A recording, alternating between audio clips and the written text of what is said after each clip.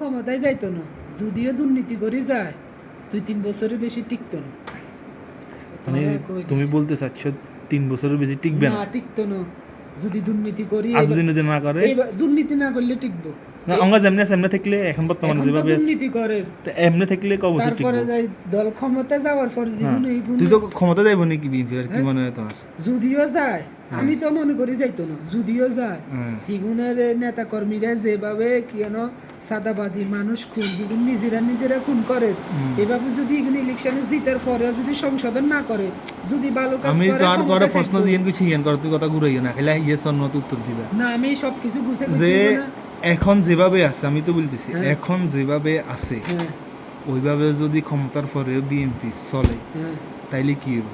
এখন যেভাবে দুর্নীতি মানুষ এখন যেভাবে আছে, যেটা এটা এক কথাই কইতেছি না, ক্ষমতার আর 2-3 বছর আর টিকতো না, 2 বছর বেশি, 2-3 বছরের বেশি টিকতো 3 না। বছর 2-3 বছর তো ক্ষমতা এসে যাতে ইলেকশন দিতে হইব। 3 বছরের বেশি টিকতো না।